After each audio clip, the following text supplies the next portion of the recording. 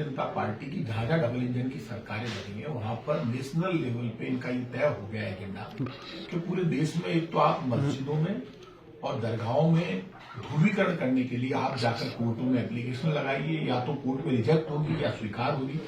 4 महीने बाद जब रिजेक्ट होगी उससे पहले जितना दंगा फसाद आप करवा सकते हो करवाइए, क्योंकि राजस्थान की सरकार फेल हो गई। ऐसे में बीजेपी कार्यालय, प्रदेश कार्यालय में भी इनकी मीटिंग हुई और 1 वर्ष में लोगों में चर्चा है कि राजस्थान में बीजेपी की सरकार ने 10 रुपए का टेंडर नहीं किया, कोई नया काम शुरू नहीं किया। राजस्थान के गांव, गली, ढाणी, मोहल्ले में लोग इंतजारी कर रहे हैं सड़कें बनने की, सड़कें ये ठीक नहीं कर पाए। मुख्यमंत्री, उप मुख्यमंत्री और मंत्रियों के क्षेत्रों में भी सड़कें टूटी पड़ी है, हालात बहुत खराब। अब इनमें ऐसे बीजेपी के विधायक जो अपने विधानसभा क्षेत्रों में काम नहीं कर रहे हैं, वो क्या करें? आप मुझे ये बताइए, बीजेपी के विधायक वो लोग कह रहे हैं कि साहब देश की आजादी से पहले ऐसा ऐसा हुआ, ना तो इन्होंने हिस्ट्री पढ़ी। देश की आजादी के वक्त तो बीजेपी थी नहीं, सिर्फ कांग्रेस पार्टी थी, आजादी का आंदोलन लड़ रही थी। और कौन कह रहा है जयपुर में आजादी का आंदोलन नहीं हुआ? जो कह रहा है उसका मानसिक संतुलन बिगड़ा हुआ है। जयपुर में तो आजादी का आंदोलन हुआ और आप जयपुर के राजाओं को चैलेंज कर रहे हो। तो आपको ये बात करनी चाहिए, दिया कुमारी जी से पूछना चाहिए। वो जयपुर की उप मुख्यमंत्री है और जो दिया कुमारी जी की इंसल्ट करते हैं रोज, मतलब जयपुर का इतिहास कुछ है ही नहीं क्या? जयपुर के राजा मानसिंह, राजा जयसिंह और जयपुर के राजाओं का बहुत बड़ा इतिहास है। राजा मानसिंह ने तो अफगानिस्तान में, काबुल में आप अपना झंडा फहरा दिया था, अफगानिस्तान पे जाकर, और पचरंगा जयपुर का झंडा फहराया। जयपुर का अपना एक इतिहास है और जयपुर की एक इमेज है।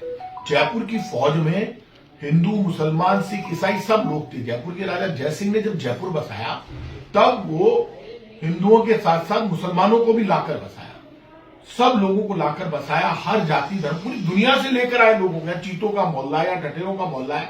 अभी बीजेपी ने एक नया एजेंडा पकड़ लिया, क्योंकि एक तरफ तो प्रधानमंत्री तो कहते हैं सुपर पावर बनाएंगे इंडिया को। तो भाई साहब, सुपर पावर तो तब बनेगी ना जब अमेरिका जैसी आपकी सोच होगी, वहां पे हर जाति धर्म के लोग रहते हैं। ऐसा तो ना करते हैं कि इस धर्म को निपटा दो, इस जाति को निपटा दो।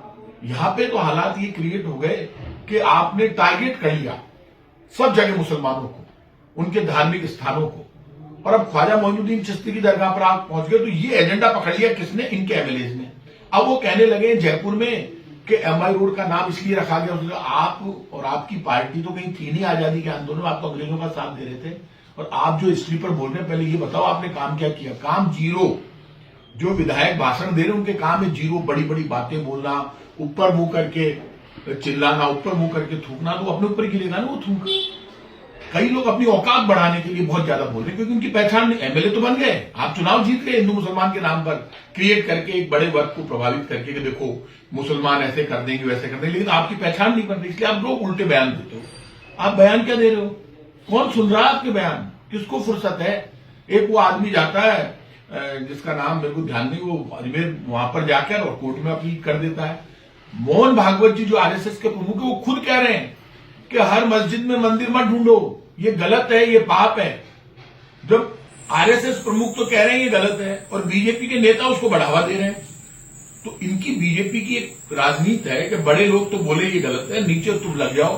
तो ये झगड़ा क्रिएट करवाने की जो कोशिश है, तो पहले तो दिया कुमारी जी से ही पूछना चाहिए, जो बीजेपी के एमएलए साहब है। मेरे को उनका कोई नाम लेने का शौक नहीं है, ना मुझे कोई परवाह ऐसे लोगों की। कौन पूछ रहा है इनको? है कौन ये? सावरकर जी